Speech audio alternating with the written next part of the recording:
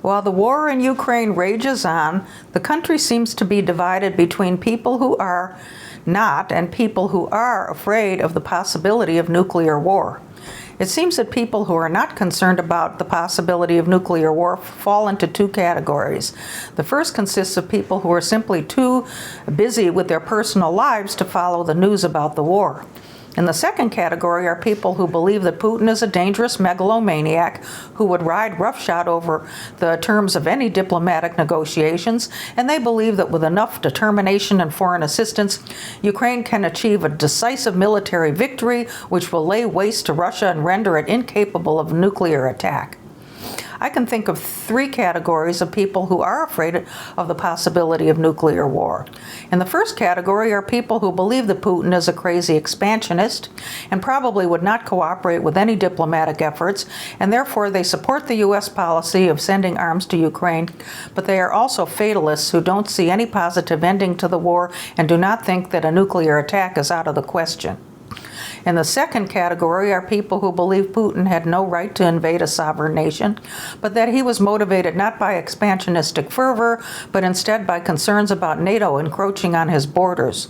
They point out that after the fall of the Soviet Union, NATO leaders kept promising Russia that they would not expand east of Germany, but then they incorporated one Eastern European country after another right up to Russia's borders, while Russian leaders repeatedly expressed their displeasure and on several occasions stated that Ukraine was a red line not to be crossed.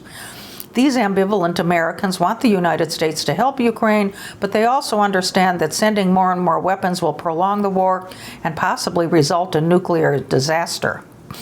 They would not object to Ukraine making some concessions to Russia, mainly the promise not to join NATO, as long as the concessions can bring peace to the region. In the third category of people who are afraid of the possibility of a nuclear war are those who are mainly angry at the United States and NATO for the war. They believe that NATO should have been disbanded after the fall of the Soviet Union, since it was formed as a defense against Soviet aggression. They point out that over the decades, scores of U.S. senators, diplomats, and military advisors and officers have warned U.S. administrations that the eastern expansion of NATO would be a needless provocation and that the humiliation of the leaders of a nuclear-armed country could lead to trouble. These critics of U.S. policy believe that Putin's objection to the installation of a NATO missile base in Poland, 100 miles from his border, was as understandable as our leaders freaking out when Russia started building a missile base in Cuba. They call out our country's hypocrisy and its hysterical labeling of Putin as a war criminal, given our own extensive history of devastating invasions, election tampering, and military and financial support of countless right-wing juntas, dictatorships, and militias during the Cold War. And they add that the worldwide devastation caused by our heedless military adventures is at least on par with the damage Russia is causing in Ukraine. Also, these critics point out that we don't really know what's going on in the war since, unlike in the Vietnam days when real uncensored journalism was the norm, today's corporate-owned media are presenting a one-sided view of events that they mainly obtain from official sources in America and Ukraine. Finally, the people in Category 3 say that we are not helping the Ukrainians by entangling them in our own proxy war with Russia, and that if we really wanted to help them, we would stop sending them weapons and call for peace through negotiations. Unfortunately, everyone knows that our leaders have no intentions of halting the arms shipments. They want to prolong the war in order to keep enriching the arms industry and to reduce Russia to an inconsequential pariah state, which has always been this country's objective since the Soviet collapse.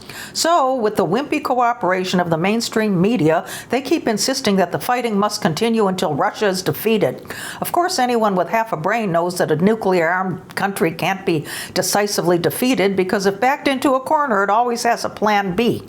So, we are all in deep shit, and the United States, which is supposed to be the reasonable player at the table, is playing chicken with the lives of everyone on the planet. If you've been watching this video, you've probably figured out which category I'm in. Like others who share my point of view, I desperately want to see peace achieved through diplomacy.